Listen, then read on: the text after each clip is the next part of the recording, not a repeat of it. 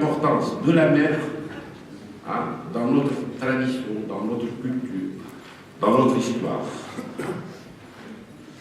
احنا بلاد الشمس والماء زوز ثروات ما حناش قاعدين نستغلوا فيه. Deux grandes richesses, le soleil, pour qui est venu en Tunisie pour la lumière. On est un pays de la lumière, du soleil. Pratiquement deux grandes richesses qu'on n'exploite pas. On n'exploite pas cette richesse. في بلد يعيش أزمة ماء. On est au-dessus du stress hydrique. في بلد يعيش أزمة طاقة. Notre balance commerciale souffre toujours de fluctuations du baril de pétrole. في بلد ربما سيعيش في السنوات القادمة أزمة غذاء. Un des travaux qu'on a réalisé, ça fait un mois, sur la sécurité alimentaire. Le pays est menacé à très court terme d'une crise alimentaire. Alors, malgré cette richesse, ما زلنا رغم هذا الثروة ما زلنا ندير ظهرنا للبحر. ما زلنا قبل عاطين ظهرنا للبحر. عاطين ظهرنا للبحر رغم أن عندنا 1300 كيلومتر من الشواطئ. هي un domaine maritime immense. عندنا 60 جزيرة. Une richesse extraordinaire maritime. 300 موقع أثري ساحل pratiquement on peut exploiter. جرف قاري يحتوي على المحاضر الرئيسية لأسماك المتوسط. Une population de poissons sédentaires, vu la richesse de la faune maritime dans un plateau continental qui commence pratiquement au large du Monastir et se termine sur les côtes libyennes. Un plateau continental très peu exploité malgré une richesse halieutique extraordinaire. إذن جرف قاري يحتوي على المحاضر الرئيسية لأسماك المتوسط وتركيبة جيولوجية ملائمة لاختزال الموارد النفطية والغازية وعلى العديد من الخامات المعدنية ذات الأهمية المرجانية عالية الجودة. Apparemment, cette tranche du littoral recèle une richesse extraordinaire en métaux rares et en métaux précieux que quelques pays européens ont commencé à exploiter. Quelques chiffres qui démontrent notre relation un peu faible avec la mer. 5% فقط من البضائع التونسية ينقلها الأسطول التونسي. رغم أهمية موقع تونس في قلب المتوسط. في جغرافي مسلم بن حوقل يقول في سرة المتوسط. عندنا 10 مرافق سياحية port de plaisance, très peu, avec une côte occidentale pratiquement saturée. ميناء وحيد لبيلي بافيون بلو. Un seul. صناعة السفن تمثل 5% من الصناعات الميكانيكية التونسية. très peu. عندنا 4 وحدات تحليلية. uniquement 4. و4% من الناس صاحب الشراب متأتي من التحليل. في حين أن تونس تشكو فقرا مدقعا في المياه. لا فاو نبيزي كو لا توجد لتنمية مستدامة وطنية بأقل من 1000 متر مكعب ماء. On est à 400 pratiquement et la Tunisie et le monde va en s'aggravant en Tunisie. Il faut y penser sérieusement. في مجال تربية الأحياء المائية الأكواكولتور نجد فقط 30 مؤسسة تهتم بهذا المجال تساهم ب 8% من الإنتاج الفلاحي و1% من الناتج المحلي الخام. très peu. شركتان فقط دو سوسيتي مختصة في إنتاج الطحالب البحري les algues maritimes alors que la Tunisie est riche en algues. عندنا الطحالب الخضراء والحمراء والبنية toutes les espèces possibles de l'algue maritime, surtout avec la richesse du plateau continental, التي أصبحت تستعمل في التغذية وخاصة في الصناعات الطبية وكذلك dans la cosmétique. Il y a tout un chantier d'exploitation de la richesse de la mer في تونس. Victor Hugo disait: la mer est un espace de rigueur et de liberté.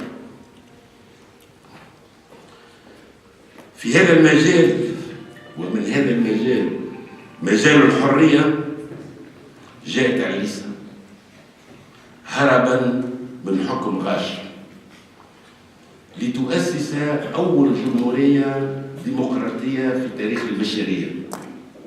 C'est ça notre identité. Un pays placé sous les signes de la liberté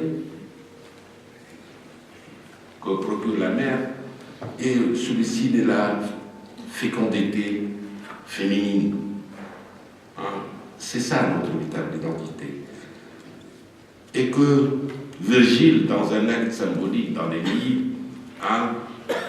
a parlé de cet amour de Didon Idine en pratiquement dans un acte symbolique lié notre destinée à l'Europe, qu'est né le fondateur d'Europe. C'est ça notre identité et notre avenir. Notre avenir, c'est la Méditerranée. Berceau des civilisations. La Méditerranée qui va reprendre ses droits après des siècles de marginalisation au profit atlantique. Et c'est nos amis chinois qui vont remettre, avec la nouvelle histoire, remettre la Méditerranée à la mode de l'économie mondiale. Et يجب أيضا بعد ثورة الحرية والكرامة أن تصبح البحر أولوية تونسية. La mer doit redevenir une priorité nationale. وذلك بالتفكير ربما أنا في الصباح قلت كتاب الدولة البحر، mais peut-être تفكير في هيكل سياسي فرصة كتاب الدولة ينسق كل المتدخلين في البحر على برشا وزارات البحر برشا مؤسسات ينسقها الكل ليعود البحر إذا وتعود إذا الاقتصاد الأزرق بكل بلو إحدى إذا محركات التنمية في تونس وأنا يشانس. إذا بعجالة إدماج الأسطول الوطني إذا للمشاركة في المبادرات التجارية العالمية. Reprendre notre rôle en tant qu'acteur principal de la Méditerranée dans les échanges de la Méditerranée. وضع استراتيجية لتدعيم الأسطول البحري الوطني بتبلغ نسبة المشاركة على الأقل 40% في نقل البضائع. التشجيع على صنع المعدات الرياضية البحرية. تدعيم مؤسسات صناعة السفن. La reprendre la construction navale. On est un pays traditionnellement de la construction navale. Jusqu'au XVIIIe siècle, pratiquement, des grandes républiques militaires allaient chercher des cartes marines à Qarqa. C'est un peu. تدعيم شبكة الموانئ السياحية. إذا سيمارينا. برمجت استغلال طاقة الريح والأمواج والتيارات البحرية لإنتاج الطاقة. Apparemment, la capacité énergétique des courants et des vagues aussi importante que l'énergie nucléaire. Et pratiquement, il y a un potentiel d'exploitation de l'énergie maritime et éolienne liée à la mer au courant d'âme extraordinaire qui peut faire de la Tunisie un grand producteur d'électricité. تدعيم إذا تربية الأسماك خاصة إذا داخل الأقفاص إذا c'est toujours environné malgré qu'on a une côte immense et malgré que le plateau continental tunisien qui s'étend de Monastir jusqu'à la frontière libyenne donne des possibilités extraordinaires d'industrie ou de culture halieutique. بعث برنامج وطني لاستغلال الطحالب في المجالات الطبية وصناعة مواد التجميل وصناعة الأدوية. La nouvelle vague maintenant, c'est des antibiotiques à base d'algues. إدماج الأسطول الوطني بالمشاركة في المبادرة التجارية العالمية واستغلال على أحسن وجه مشروع طريق الحرير الصيني. هذه بعض الخواطر التي نسعى اليوم إلى تطويرها في هذا اليوم الدراسي لنجعل البحر من جديد مصدرا أساسي للثروة والأمل والحلم، لا مقبرة للحراقة من الشباب الذين يدفع بهم اليأس وانسداد الأفق يوميا نحو الموت. وشكرا على إصغائكم. Donc j'invite ces intervenants sans plus tarder, Amiral, Saad Slem, Saad Al-Majid qui va être, il y aura une dame, donnez madame, et puis Séraphique. Donc on commence avec... oui.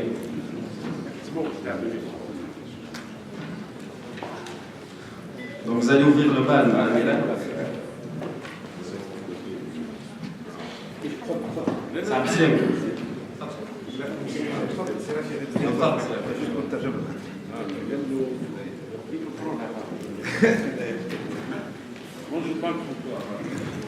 Donc on commence avec l'amiral Mohamed Khamis.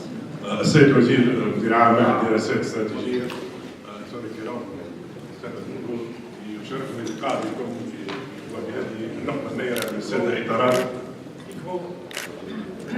كما يسعدني أن أستعرض معكم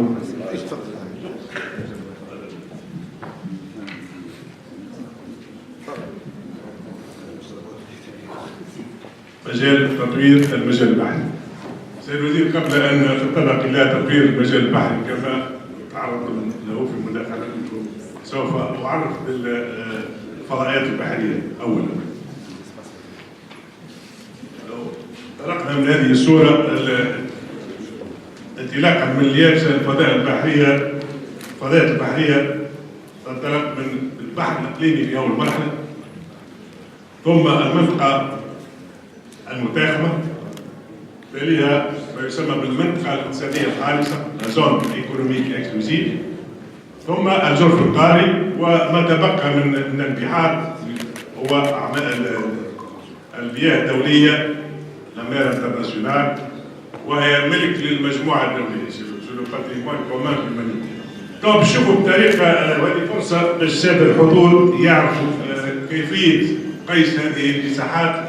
لو انطلقنا من اليابسة يتم قيس هذه الفضاءات انطلاقا من خط يسمى خط الأساس لين دو باز، ويتم تحديد انطلاقا من الخط الأساس المياه الإقليمية بعمق 12 ميل بحري، والميل البحري يساوي 1852 متر. Pour les scientifiques, c'est une minute d'angle mesurée sur l'équateur. Si on prend une minute d'angle sur l'équateur, ça nous donne 1852 mètres.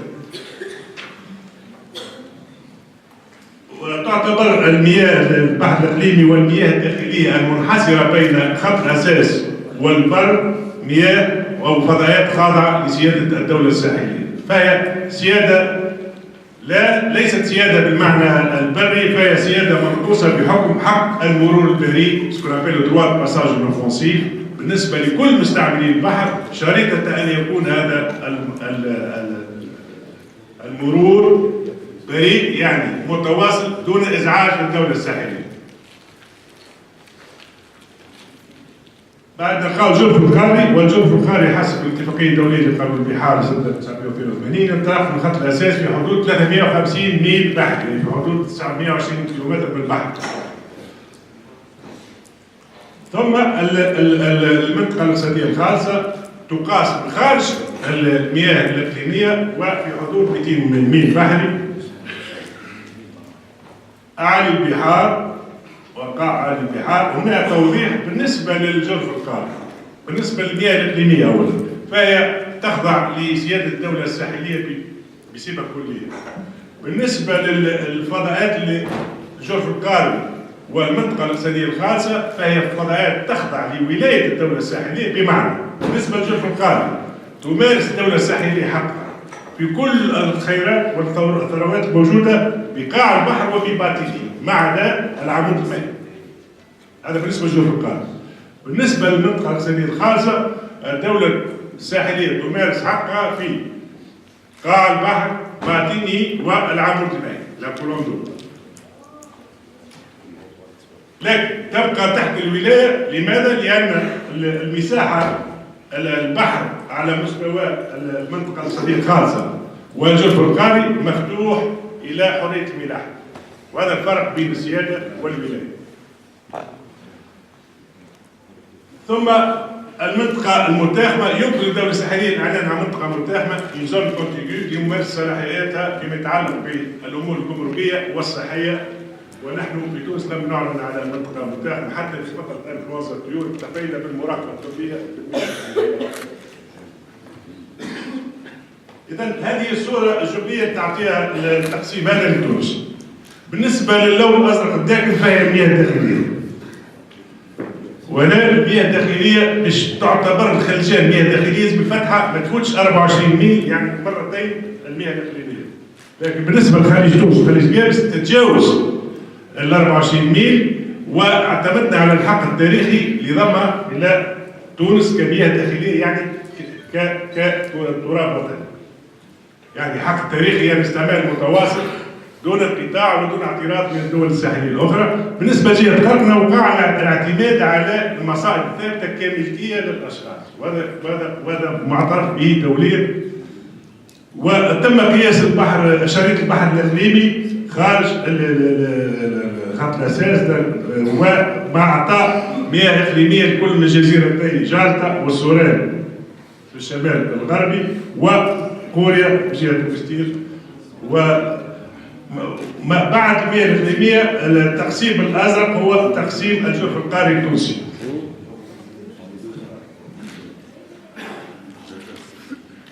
إذا اللي يهمنا هنا كونه المنطقة الجوف القاري المنطقة الاقتصادية الخاصة التونسية تساوي 150,000 كيلومتر، وهو محسوب نفس المساحة للإقليم البري. واللي حبوني نفتح قوس بالنسبه للاستراتيجيه البحريه. انا مش نحكي على استراتيجيه نافال اللي عندها صبغه عسكريه، نحكيو على الموضوع اليوم الاستراتيجيه العسكريه تابع الاقتصاد، تعتمد على 3 ركائز. الركيزه الاولى هي العمق، الثانيه عدد السكان، والموقع الجغرافي. احنا في تونس عندنا عمق، عندنا عدد سكان تتطلب موارد ضخمه واساطيل ضخمه. اليوم كما قال سيد الوزير يلزمنا نركزوا على الموقع الجغرافي. وكان نشوفوا في الصوره هذه صوره حيه لحركه الملاحه التجاريه فقط. هذه تم التقاطها يعني بالمنطقه الشماليه فقط. على غير الطائرات يتم متابعه البواخر، يعني سي اون كليك سو شيك يكون هنا تخرج اسم السفينه والطاقم والحموله و انا زي ما سامحني شوفوا عم نوسع عملونا باي باي وتعدل هكا ابو بريكه نخس. هذه نضيفوا لها المناطق الاخرى، ونضيفوا لها مراكب الصيد والمراكب الترفيهيه والمراكب. يعني تونس من المناطق التي تعيش يعني اكثر كثافه للحركه الملاحيه. وهنا ثم التناقض، البحر الابيض يساوي 1% من جميع المحيطات، لكن 30% من حجم المبادلات التجاريه تتم عبر المتوسط، و20% من نقل المحروقات. وهذا علاش كما قال السيد الوزير هذه الحضارات من الفينيقيين السيد الوزير الى فرنسا استقروا في تونس لاستغلال هذا الموقع الجغرافي. واخرها انا ثم قولة قالها جول فيري en 1887. Cela vaut à lui seul la position de la Tunisie tout entière. Si la France s'installait en Tunisie, c'est pour posséder les Alpes. Son Excellence, Jules Ferry à l'époque l'avait dit devant le Sénat français pour demander des fonds pour entamer le dragage du canal de Misal.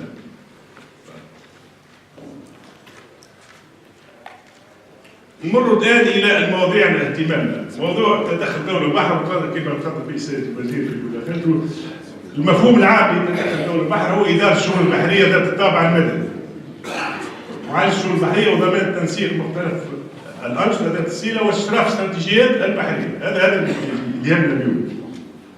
شوف المثال الفرنسي، ناخذ بعض الأمثلة يرتكز على عنصرين، هو الكوميتي انترمينيستيريال دو لا مير والسكرتير جينيرال لا مير.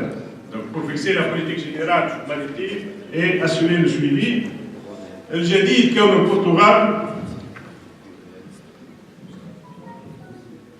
البرتغال سيد الوزير البرتغال نقطة هامة في 2015 عينوا مينيستر دو لا مير.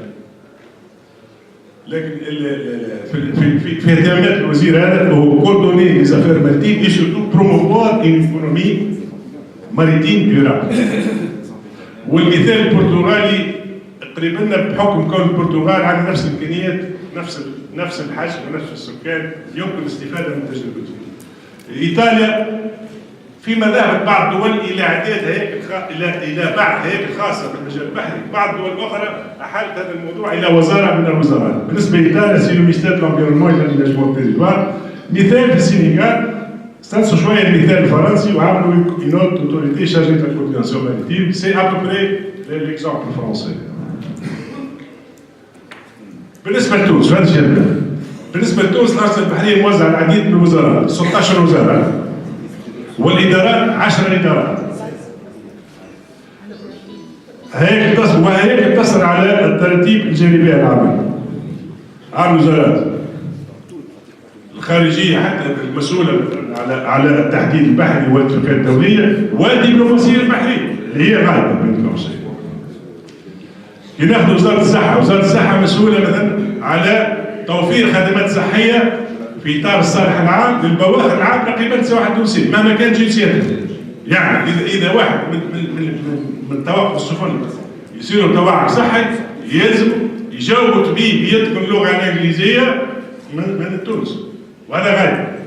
نلتجيو ساعات لو خلينا يعرفوا البحرية الوطنية باش يختار طبيب يتكلم باللغة الإنجليزية باش يتفاعل مع المريض، وهذا فرق. الدواوين كما نعرفوها باش نسولوني بالنسبة للتدخل الميداني في مجال الصالح العام 3 وزارات، يعني وزارة الدفاع في المصلحة الوطنية لخفض السواحل، وزارة الداخلية للحرس البحري، والديوان البحري. هو اللي حتى من باب ترشيد وعقلنة المصاريف. هي من تحت عندها كارت كود واحدة. اليابان عنده كارت كود واحدة. فرنسا ولا توا ماشية بالك ان سول كورد كارت كود. احنا هوني عندنا 3 بنفس المهام. هذا خارج بناء الدفاعية سيدي، هذا بداية مهام الصالح العام. Pour entretenir 3 marines, ce n'est pas dans les corps de la Tunisie. Il vaut mieux fusionner un seul corps que traîner une corps. Donc الإشكاليات المطروحة تشتت الجهود، ضعف التنسيق، وخاصة قلة ملائمة التشريع الوطني مع الاتفاقيات الدولية. الاقتراح الموجود يعني تقدمت به اللجنه الوطنيه لقانون البحار، درسناه من التسعينات حتى 2011 2012 وقدمنا مقترح حضر بالموافقه يتمثل في احداث لجنه وزاريه وكتاب عام لشؤون البحر، حضر بالموافقه في 2013 بصدد التفعيل. واهم ما جاء بهذا المشروع نركز على المهام، التنسيق بين مختلف الهياكل، متابعة تنفيذ التزامات الدولة في المجال البحري، دراسة المسائل المتعلقة بالتحديد البحري ومتابعة العلاقات الخارجية إلى آخره، وخاصة تقديم مقترحات النهوض بقطاع التكوين البحري وتنمية الموارد البشرية، وإبداء الرأي في المشاريع الاقتصادية والتنموية المرتبطة بهذا المجال.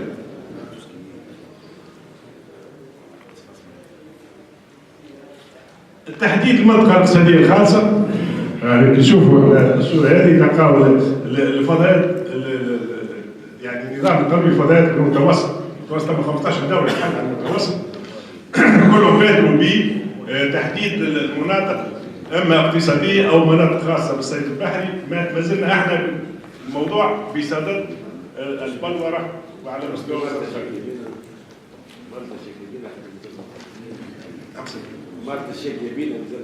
لا ما عندوش علاقه بمالطا. الموضوع موضوع تحديد لا محدود، موضوع تحديد الكولوندو ما عندوش علاقه مالطا بيسكو بيننا وبين مالطا فما الجزر الايطاليه. يعني موقفنا الرسمي كونه ثم تفاوض مع الجانب الايطالي بخصوص الصيد البحري. باش ناخذوا فكره على المناطق الاقتصاديه، الولايات المتحده عندها 12 مليون كيلومتر مربع كمنطقه اقتصاديه. تليها فرنسا بحكم الديبارتمون دوتوروبيل.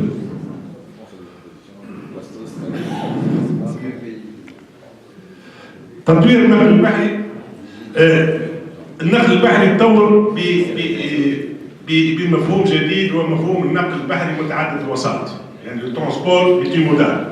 يعني الحاويه نقل على سفينه توصل الميناء، اما عند يقع ديسباتشين اما عند راس السكك الحديديه ولا طرق السيارة. لكن اللي يبقى هوني تم من 1970 اليوم حركه الملاحه البحريه تزايدت بنسبه 480% بالنسبه لتونس. احنا في السبعينات كانوا عندنا 23 سفينه بالنسبه لشركه تونسيه للملاحه. كانوا عندنا زوج سفن في شيمي ترونسبور اللي هما التاكاباس ومولاريز، هم العرايس وكاس. كان عندنا صخيره والبرمه جيب بهم الكاس. بيزار بالكاب جيب بهم القمر اللي هو à l'époque, quand on voulait passer la main au privé, quand c'était un transport stratégique, pas question. اليوم قعدنا لا بيزات لا كذا. أجور غاز جيب الغاز معاه، مجرة حرق الواد جيب فيهم مجرورات ما تعوضوش. اليوم عندنا 6 ناقلات 8 زوج ناقلات مسافرين و6 ناقلات. يعني نسبة التراجع في تونس قد نسبة تقدم بالنسبة للدول البحرية. هنا نحب نفتح قوس ناخذ مش كان مثال تونس، مثال اليوناني. اليونان في السبعينات كانت تعيش اول مدخول نتاع عمله صعبه جاي من النقل البحري. كان عندها اكبر اسطول تجاري وبالفلاحه والسياحه. لا غريزه ابريكو سبونسيون اوروبيان مشاو البورس، ils ont abandonné la flotte la marine marchande, ils ont abandonné un petit peu le tourisme. نقلوا كلهم لهنا. 60% من اليونانيين ولاو يسكنوا في هذه. لدرجة كون أثينا ولد أكبر مدينة ملوثة في العالم. هذا علاش تراجع تاع اللي يفسر التراجع به، يعني إذا دولة كما قال سامبلير تدير بظهرها تكون له على الماء les conséquences sont très très néfastes. وهذا هو التراجع اليوناني.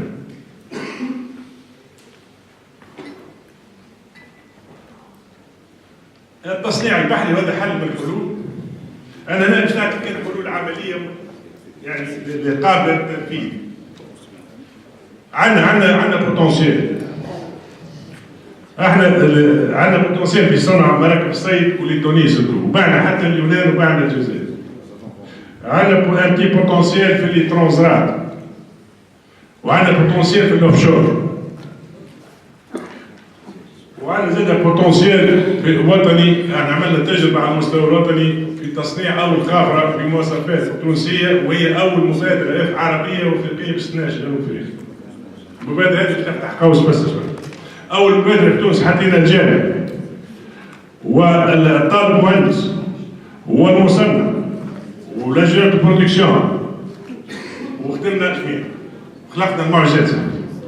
يعني اول مره في تونس لله انجينيور يعمل بروجي دو فان ديتود سيبلي اورينتي بالاندستري والتقييم من طرف المصنع. يو نعملوا شغل اكستراوردينير. هذه حاجه ثانيه. احنا كونا عندنا ولاد متميزين ناخذوهم في البريبا ونقلب في الاكاديمي تاعهم. خذينا دي جون من البريبا، يعني تم حد فيهم عنده باك ديجنور في موين المعهد وعام بريبا وتكون متميز في الاكاديمي، وبعدها بعثوه يتكون في لارشيتكتور نافال، يعني في هندسه صناعه السفن اللي هي ما تكونش مش موجوده فيه. ويتميز ويجي ونحطوه سي بروجي لا. هذا هو سر النجاح. احنا توا كون العديد 80% منهم فرنسا من تحت وهذا هو مشكلتنا. يعني التصنيع ماهوش حاجز، الحاجز هو الجانب الاستراتيجي باش نمشيو للتصنيع. حاجه قانون الشراكه بين القطاعين العام والخاص. جينا نطبقوا فيه ما يتفاعلش مع المشروع هذا، لأنه قانون الشراكة بين القطاع العام والخاص يتناول مشاريع محددة في الزمن ومحدود. نرجع المجلة التجارية. نمشيو في الاعتماد شكل شريك خفيف الاسم. كان يمشيو في شركة مشاريع كما في اوروبا في البرتغال هذه سوسيتي دو بروجي، اون با مونتي سوسيتي دو بروجي في تونس خاطر القانون ما يسمحش. واذا باش تعمل نوع جديد من الشركات الفصل 65 من الدستور يقول القانون. يعني الاجراءات باش تكون مطوله. يعني قدمنا مشروع في 2015 لتوا ما لقيناش حل باش نتفاعلوا مع القطاع الخاص. هامة جدا. التجربة هذه كانت ناجحة، هي التجربة يعني سي ان بروجي اكستريمون كومبليكي، سي ان باتو توتالمون اوتوماتيك. أول مرة في تونس تعمل بابور بالطاقة المائية نافذ بومبجات واطلقنا عليها اسم استقلال، لأن أول خبر أخذتها في تونس عام 59 كان اسمها استقلال، واخترت شخصيا هذا الاستقلال وقلت ولعل هذا الاسم سوف يمثل استقلالنا في التصنيع بتاعها.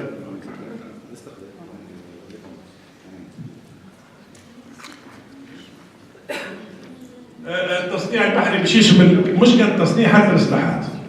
وزابي ان بروجي هو سكون ابيل ان دوك فلوتون، حوض عائم لصيانه المراكب الصيد. عندنا الحوض العائم هذا موجود كان في سباق واحد. حوض عائم يعني يدخل يتعبيه بالماء، يدخل بابور بعد فرق الماء يطلع بالبابور باش تعمل ليزوبيراسيون كاريناج ولا اللي ساكن تهبط. دونك عندنا واحد بركه في سباق. نورمالمون في حاجه جديده في المهديه في ليبيا في زرزيش في جابس وهذا النوع تاع المشاريع اللي باش تشتغل وباش تدخل عمله صعبه. خاطر اخواننا الجزائريين يصرفوا عنا رجال عطيت اكزامبل.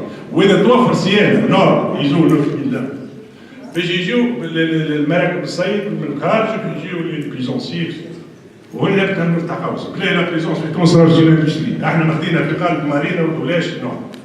يعني ميناء في كونفورم كود اس بي اس حسب مواصفات المدونه الدوليه لامن الموانئ ومرافق لامن النقل البحري ومرافق الموانئ.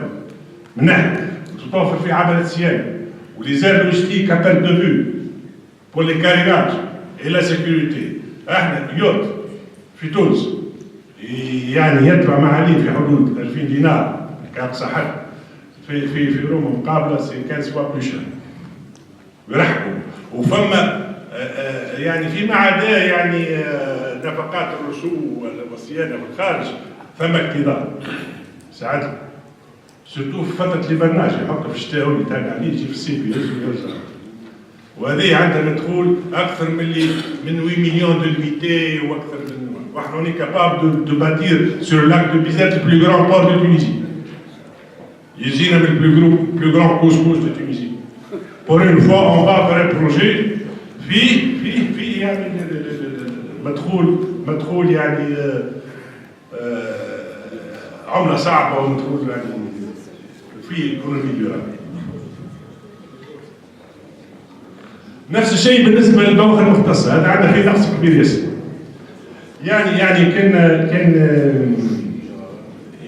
عندنا مشكل في جر السفينه في عرض البحر اللي يقع اقتناء جرار ولا كراء جرار من الخارج في غياب جرارات بحريه على مستوى الوطن. تطوير التصنيع في مجال النقل البحري وصيانه البواخر ايضا احنا عندنا هنا سوكومينا اللي هي مكسب كبير يعني في المسؤوليه والترسانه الصيانه وماهيش مستغله بالوجه الاكبر. يعني نذكر فيه خديناها في 3 كان كي يبص الضوء على تونس بالسنترال تاع لابوليه كان ناخذ الضوء من زبريبه كانت اول مدخول بالدوبيز من سوكومينا حكم صيانه البواخر الاجنبيه. تطوير الموانئ انا باش اثاره نقطه بركه سي هو التكوين اون جيني ماريتيم مش متوفر يعني جيني سيفيل موجود. يعني اذا حتى باش تخططوا لدراسه الموانئ يتم اللجوء الى مكاتب الدراسات تونسيه اجنبيه عامه وهذه ثروه. تطوير انظمه واليات الشحن والترصيف. هوني ناخذ مثال على اليمين ميناء رادس على اليسار ميناء طنجة. يعني بالنسبة للميناءات هو ماهوش معد لنقل الحاويات الأصل، لكن صعوباتنا في إنزال الحاويات والاكتظاظ اللي يكلف الدولة 700 مليون دينار كل عام. أمير 3 minutes. بالنسبة للميناء طنجة سيتي بورتيك وين تهبط السفينة وتتم عملية الإنزال بسرعة. بالنسبة لروتردام وهامبورغ العملية دي تكون روبوتيزي يعني سيستيماتيك، فما اون سول بيرسون كي كوموند ان ساس. دونك بالنسبة للتصنيع النقطة هامة كون المجال التصنيع تحول من أوروبا إلى شرق آسيا، لكن بحكم ارتفاع مستوى المعيشة في آسيا ونسب النمو قاعدة ترتفع في أفريقيا، راه المستقبل باش يكون في أفريقيا، واحنا نجم نتطوعوا في هذا المجال. بالنسبة للبحث العلمي كما ذكر السيد الوزير مجالات يعني لا تحصى ولا تعد لتطوير البحث العلمي. التكوين البحري أنا قدمنا بمقترح زاد في بحث أكاديمية دولية. علاش أكاديمية دولية؟ إذا ناخذ معنا الأفارقة تجد دي سوبونسيون يعني على مستوى المنطقة العلمية البحرية. مادام عندنا ديجا في تونس لي زون فيلا وعندنا لا ريكونيسونس دو فورماسيون سي تري فاسيل داكسيدي ا سو نيفو لا.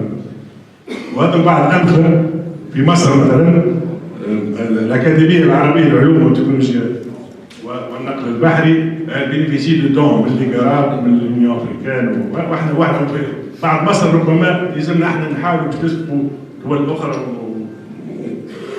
في مجال التكوين يعني عديده جدا. بعد قطب زاد في التكوين المهني خصوصي البحث.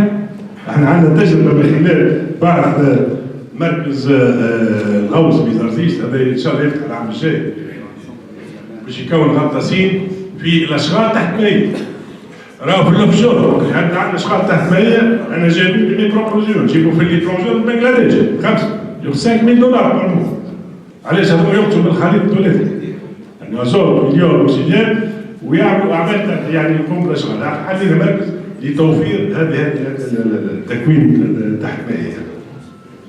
حماية المحيط حيث 6 ملايين طن تلوث البحار سنويا، ونفس الاستنتاج يعني في هذا صورة مجسمة لحادث جروح بخرة مغربية بين دفاق يعني صعوبات جبر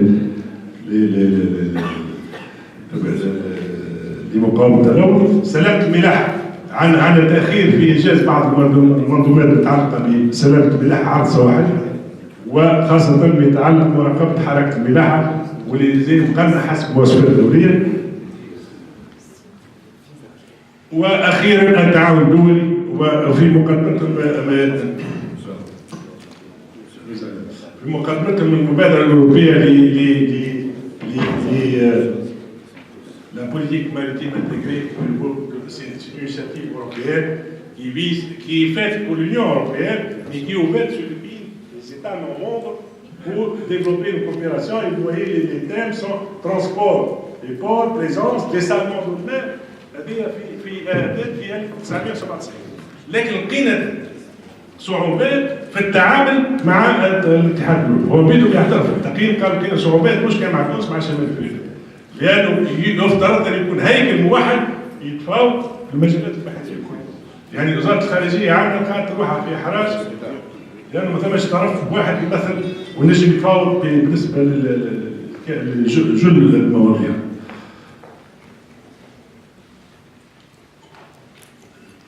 والهدف منها تبادل الخبرات والمعالجة المشتركة، وفما مجالات من التعاون يا دي بوسيبيليتي دو كوبيراسيون qui sont offertes pour les pays de la rive sud de la Méditerranée. هذا هو سيد الوزير نحب نختم بكلمة. هذا هو ما يمثل الاقتصاد الأزرق. يعني مجموع العائدات من الاقتصاد الأزرق بالنسبة لأوروبا في حدود 500 مليار يورو كل عام.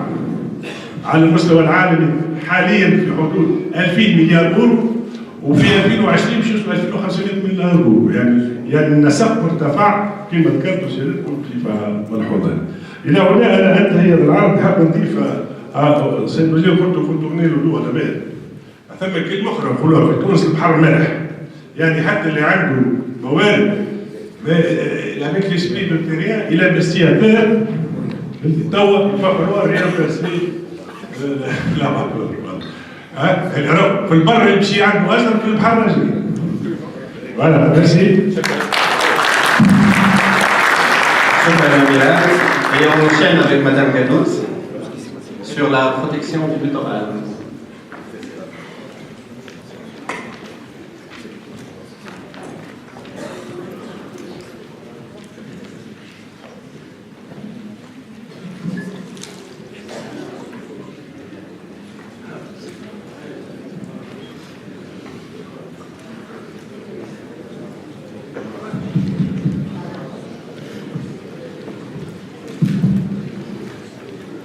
Donc, on commence s'il vous plaît. صباح الخير.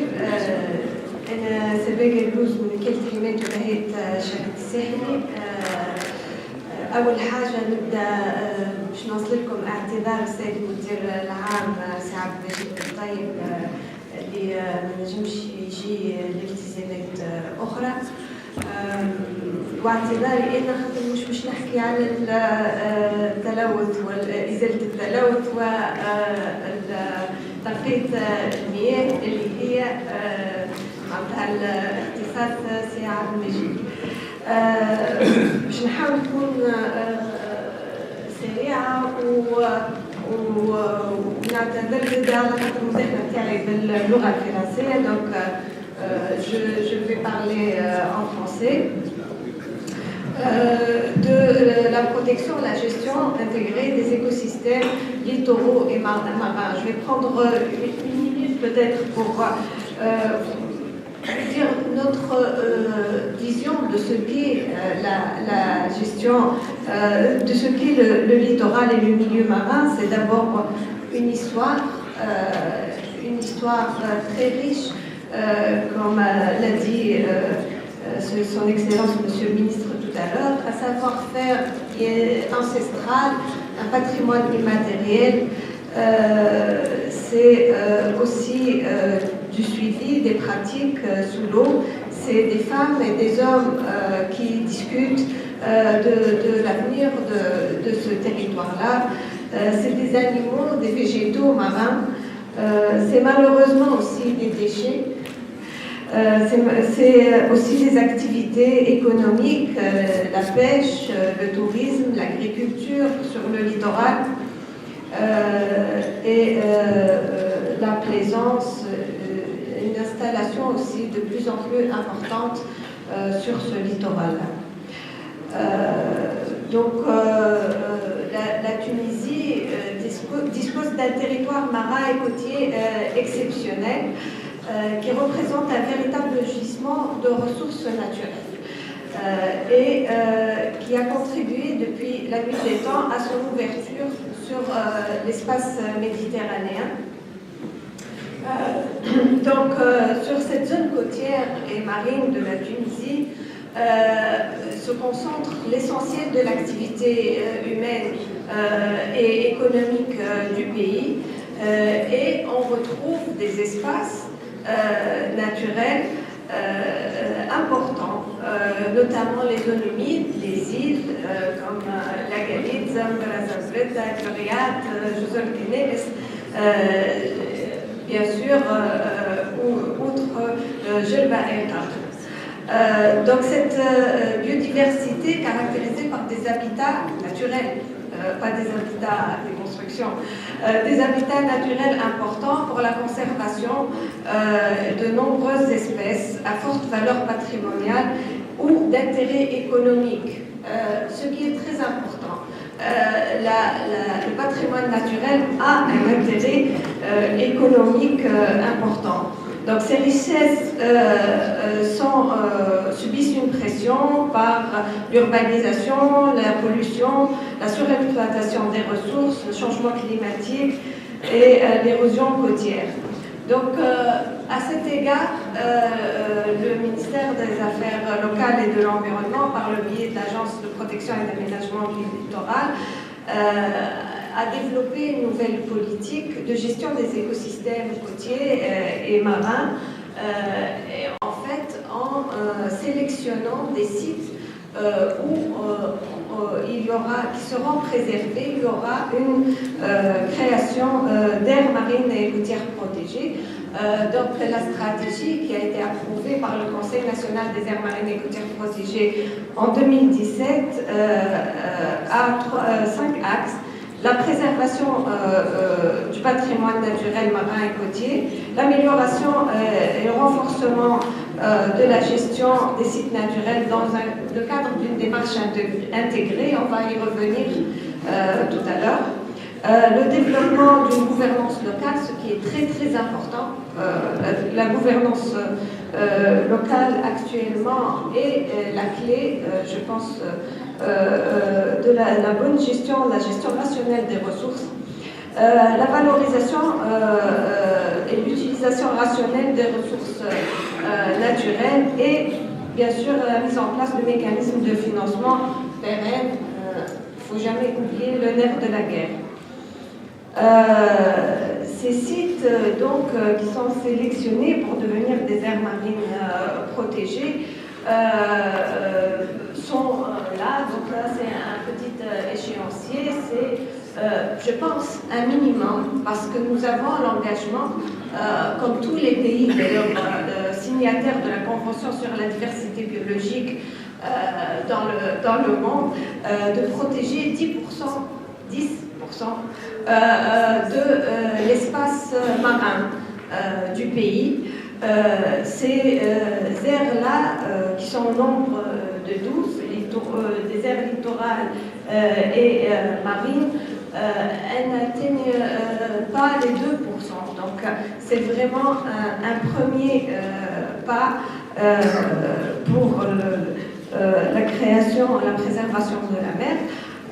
Nous aspirons à ce que dans le futur, on puisse promouvoir une gestion durable, écosystémique d'espaces plus grands entre ces aires-là qui sont donc à gauche en mer. Donc pour ça, on a développé un cadre juridique qui est la loi 49/2009 et ses décrets d'application. Donc une aire marine protégée, c'est pas un espace fermé. C'est pas un espace fermé où il y a des hommes et des femmes armés qui protègent et ne laissent pas se dérouler des activités économiques. Au contraire, dans la vision moderne d'une aire protégée, c'est vraiment une zone où il y a une mise en place d'une gestion de façon intégrée qui peut générer des revenus plus importants que le coût de gestion et donc faire profiter les populations, les communautés locales. Pour donner un exemple, il y a une étude sur une dizaine d'aires marines protégées sur la rive nord de la Méditerranée.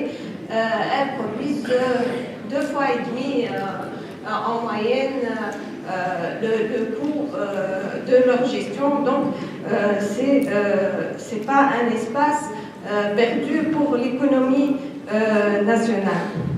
Pour revenir à la démarche intégrée dans la gestion des espaces côtiers et marins, donc cette démarche qui est, depuis le sommet de Rio, appelée gestion intégrée des zones côtières, c'est un outil de gouvernance des territoires littoraux visant un développement durable. Elle promeut une gestion de l'espace et des ressources, prenant simultanément en compte des enjeux terrestres et marins, naturels, économiques et sociaux d'une zone littorale définie comme un territoire cohérent de réflexion et de gestion. Donc, la démarche doit être vraiment territoriale par rapport à un site. Et je vous donne l'exemple là des îles Curiates, dont a parlé M. le ministre dans son discours d'ouverture, et où nous avons conduit une démarche participative, où nous avons négocié la gestion du site avec toutes les parties prenantes au niveau local, au gouvernement de Monastir. Toujours avec Gloria, je vais terminer sur cette idée de dire en fait que l'aire protégée que nous comptons mettre en place sur les îles coréennes, c'est le carré rouge. C'est petit, c'est très petit. La zone tampon, c'est le carré jaune, et puis une zone d'adhésion où toutes les parties prenantes doivent adhérer et avec qui on doit négocier la gestion du site. Dans cette partie encadrée en noir, il y a plusieurs activités économiques. Il y a la plaisance, il y a la pêche, il y a la recherche scientifique et la biotechnologie, il y a l'aquaculture, il y a la navigation, etc. Donc, il faut absolument que sur des territoires marins comme la baie de Monastir, qu'il y ait une planification pour éviter les conflits entre les différents secteurs et négocier une planification des activités humaines qui se déroulent en mer pour garantir leur efficacité et la durabilité des activités économiques. Et je vous remercie. Merci Madame Galouz. Je vais rappeler en une minute ce que vous avez dit de plus important, que nous n'avons que 2% du littoral qui est protégé, qu'il faut arriver à 10%. Exactement, que cela constitue des opportunités économiques pour différents acteurs et donc qui renforce les performances sociétales de notre pays. Et du coup, c'est une transition toute trouvée pour notre prochaine intervention, pour monsieur Nouaili. Je vous remercie, si vous voulez vous merci. Qui va nous parler justement de la pêche et l'aquaculture, et qu'il vaut mieux donc les réaliser dans une mer qui est propre. D'ailleurs, justement, j'en profite pour rappeler que monsieur Boutaïb, qui serait venu, qui s'il était venu, nous aurait parlé de la dépollution marine et de l'épuration. Nous savons que sur notre très belle plage tunisienne, nous avons des entreprises qui déversent des déchets, entre autres d'eau usée, par exemple, directement sur la plage, alors qu'il y a des règles et des normes qui prévoient que cela peut être fait uniquement à 3 km de fond. Donc, voilà, je vous passe la parole pour nous dire dans quelle mesure la pêche sera bonne. شكرا. عسلامة. نستسمحكم كان باش نحكي باللغة الفرنسية هكاك ما نقعدوش نترجموا للسيد السفير. Donc, j'essaierai de présenter un peu le secteur de la pêche et de l'aquaculture. Ça serait un peu l'état des lieux et on va dire les perspectives de développement. Donc j'essaierai de présenter une présentation, on va dire, légère, où il est question de présenter quelques généralités sur le secteur de la pêche, des indicateurs clés, l'état des lieux et des mesures actuelles de gestion. Et vers la fin, je présenterai un peu la stratégie nationale de promotion de ce secteur à l'horizon 2020. Donc, comme vous le savez déjà, le secteur de la pêche et de l'aquaculture, il a une place de choix dans l'économie du pays.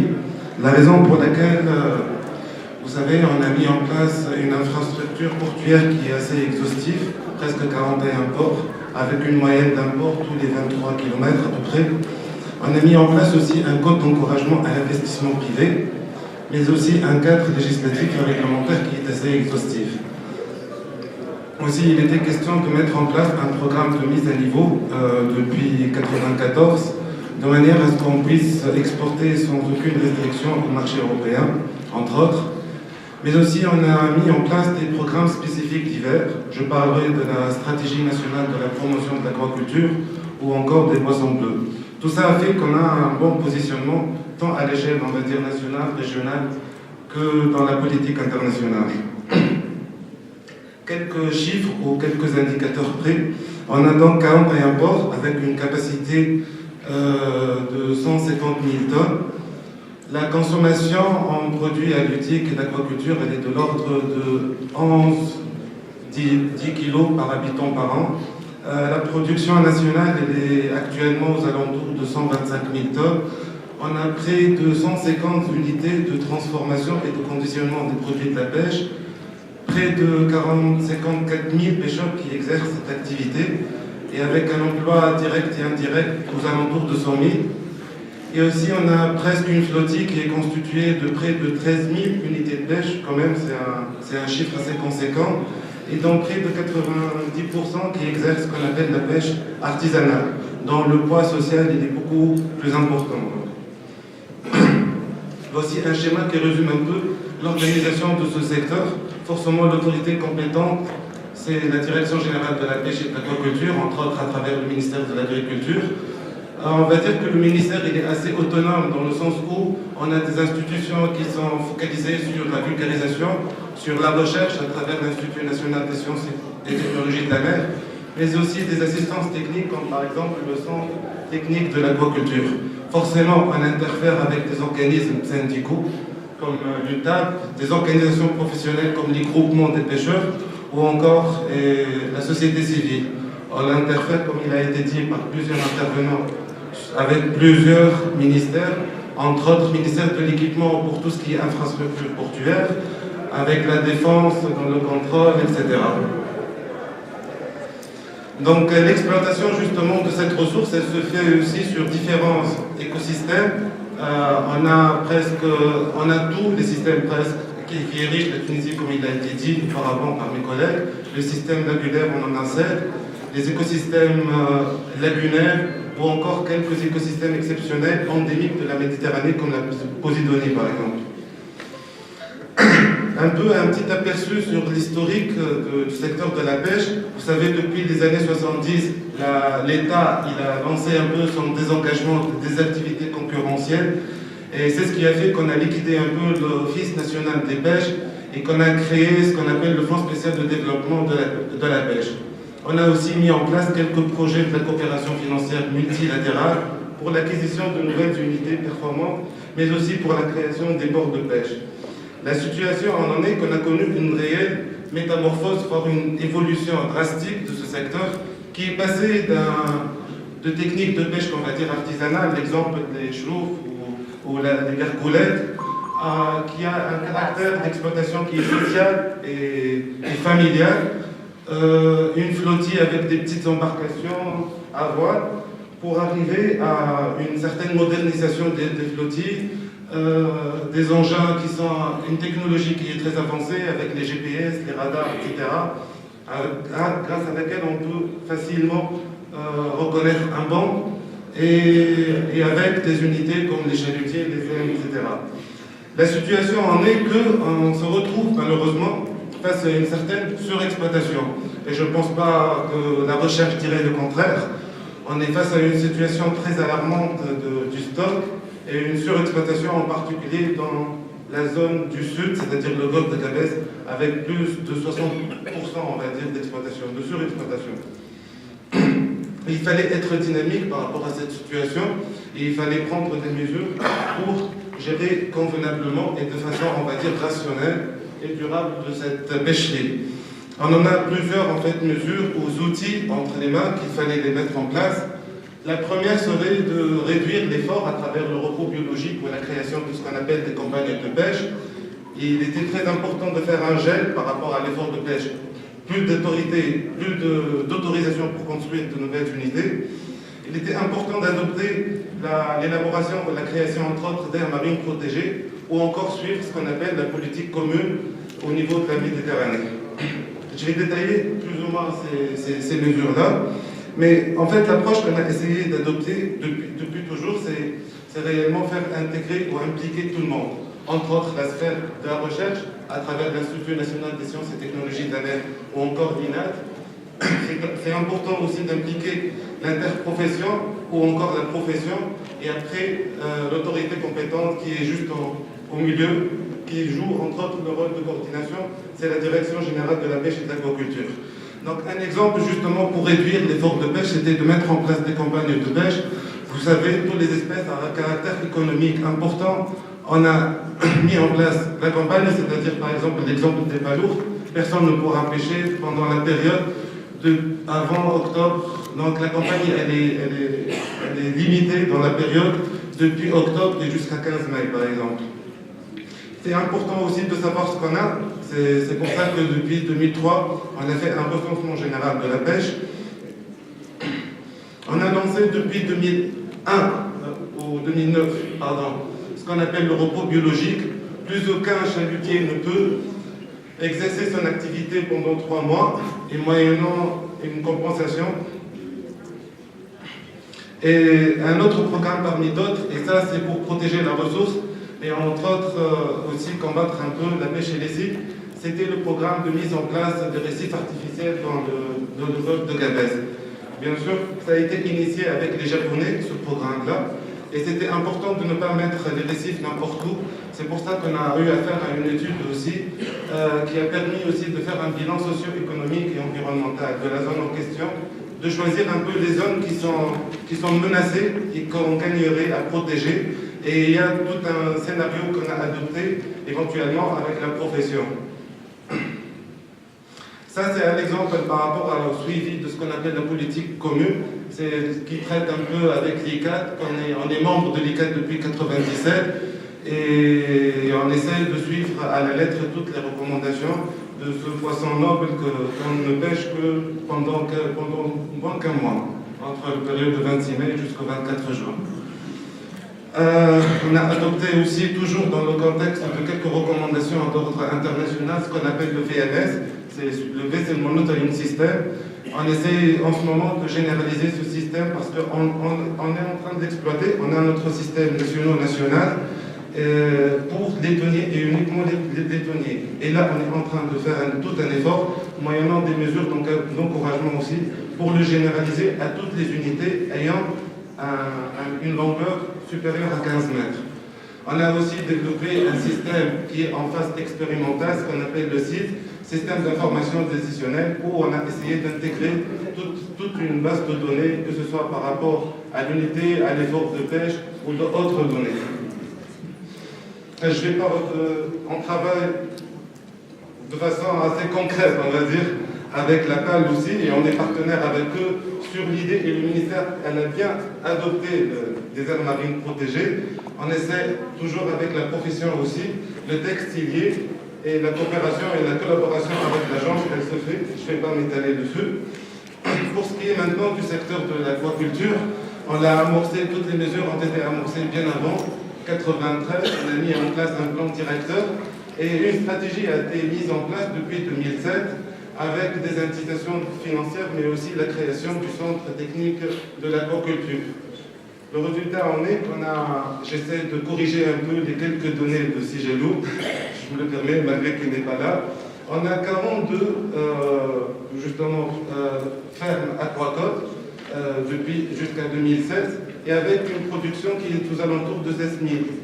Et il vient de dire qu'on a 2 projets dans la spériculture, c'est pas vrai, on en a 5, j'essaie d'actualiser un peu sa base de données. On a 23 sociétés d'élevage de la pisciculture, plutôt sur le loup et le dorade. Donc la contribution de ce secteur, elle est maintenant de l'ordre des 10%. Vous pouvez y voir un peu l'impact de cette stratégie avec un taux de contribution qui était en 2006 de l'ordre de 3% et on en est maintenant à 12%. Avec une croissance annuelle qui est aux alentours de 20%. Les forces un peu, on va dire, du secteur, en 2 mots, c'est que il existe des structures professionnelles, c'est très important d'avoir un vis-à-vis et des structures professionnelles dans ce secteur. On a essayé d'adopter mieux qu'on peut une approche, on va dire, participative et concertée. On a ce leadership et depuis la Révolution, l'éveil de ce qu'on appelle la société civile, qui gagnerait à être mieux encadrée, on va dire. Et après, il y a eu pas mal d'enseignements qui est tiré par plusieurs stratégies ou des plans de développement. Tout n'est pas rose. Tout n'est pas dans le sens où... Pardon. Il y a forcément des faiblesses, et les faiblesses, elles sont assez nombreuses, mais j'ai essayé de les résumer en 4. Le premier, c'est le conflit un peu entre le métier, même au sein même du secteur, c'est-à-dire aquaculture, pêche.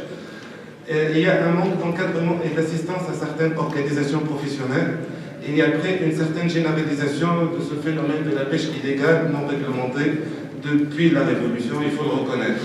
Un problème de gouvernance a été évoqué avec plusieurs intervenants. Et après, une timide, malheureusement, exploitation des travaux de recherche ou encore un travail de vulgarisation qui gagne à être renforcé. Je ne m'étalerai pas énormément sur la stratégie. On a mis en place une stratégie jusqu'à l'horizon 2020 avec une vision et des objectifs. La première vision, on va dire, c'est que c'est très important d'avoir un environnement marin qui est durable et une bonne gestion des ressources halieutiques. La deuxième, c'est que notre produit qui soit compétitif sur les marchés. Le troisième, c'est que l'administration elle puisse donner des prestations qui sont satisfaisantes pour la profession. Et vers la fin, on s'est concentré sur l'aquaculture qui devrait être diversifiée, mais aussi prospère. Donc, ces visions, on a essayé de l'extrapoler en objectif stratégique.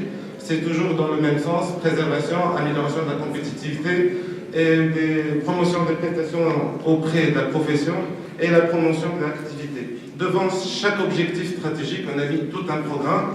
Pour ce qui est de la préservation et la rationalisation de l'exploitation de la ressource, c'était très important pour nous de lutter et de mettre en place un programme exhaustif pour la lutte contre la pêche illicite.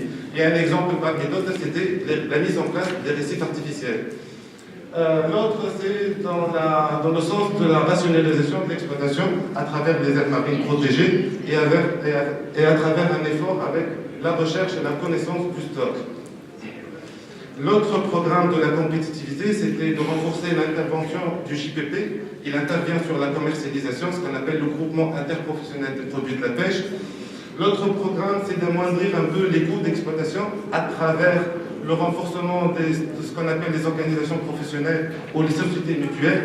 Et le dernier, c'est toujours tablé sur le programme de mise à niveau, la réhabilitation des ports, la halte de criée, etc. Par rapport à la prestation des services auprès des professionnels, l'idée c'est d'appuyer toujours avec la profession ce qu'on appelle le système de sécurité sociale et d'améliorer les prestations administratives éventuellement à travers le système de formation décisionnelle, l'informatisation de l'administration. Pour finir, tout ce qui est le volet aquaculture, on s'est attaqué aussi bien à l'aquaculture en eau douce que l'aquaculture en eau marine, à travers toujours un renforcement des capacités, éventuellement de tous les intervenants, que ce soit des centres techniques d'aquaculture, administration ou profession. Je finirai juste par évoquer les quelques projets sur lesquels on est en train de travailler et qui ont un petit rapport direct ou indirect avec l'économie bleue. On a l'exemple d'un TCP avec la FAO. Ce TCP, il traite de la gouvernance et d'un volet institutionnel. Il a été lancé depuis une année et on est en train de revoir un peu à travers ce TCP la gouvernance en général, le cadre législatif, etc. Je n'essayerai pas de m'étaler. Je croyais qu'elle allait parler, Madame Gallouz, par rapport à ce projet qui m'est à cœur aussi. C'est la promotion des aires marines protégées dans la région nord de la Tunisie. Et il faut que les pêcheurs s'adhèrent à ce programme, d'où notre intérêt et d'où notre partenariat, on va dire. Je vais finir. Que de mots. Donc, un autre programme, et là, c'est financé par l'Union européenne, et c'est au niveau de la région de Guebs. Il s'agit du projet ADMIR. C'est un projet qui a été né pour la capitalisation d'un projet avec la JICA. C'était le projet COGEPECT. Et la question, c'est de favoriser toujours la cogestion au sein de la population des pêcheurs. Pour finir, il y a plusieurs lignes justement qui gagneraient, lignes budgétaires qu'on gagnerait à exploiter à travers l'Union européenne et qui favorisent l'économie bleue. Et on a quelques partenaires italiens comme le COSVAP, qui est comme l'équivalent d'observatoire de la mer en Italie. On a essayé de postuler pour un projet qui traite un peu ces Blue Network in the Med. On vient de postuler pour un paquet qui est de plus de 1 million d'euros. Et l'idée, c'est de favoriser l'échange des bases de données de savoir-faire entre la rive sud de la Méditerranée, mais aussi nord. Il y en a d'autres projets transfrontaliers, et Madame Jamil Abdelina, elle ne va pas me dire non, qui favorisent aussi l'économie bleue. Et on a aussi postulé pour le projet Blue Adapt. C'est un projet qui traite aussi du volet économie bleue. Voilà en gros ce qu'on est en train de faire. J'espère que j'étais bref. Plus lourd, on va dire. Merci. Sinon,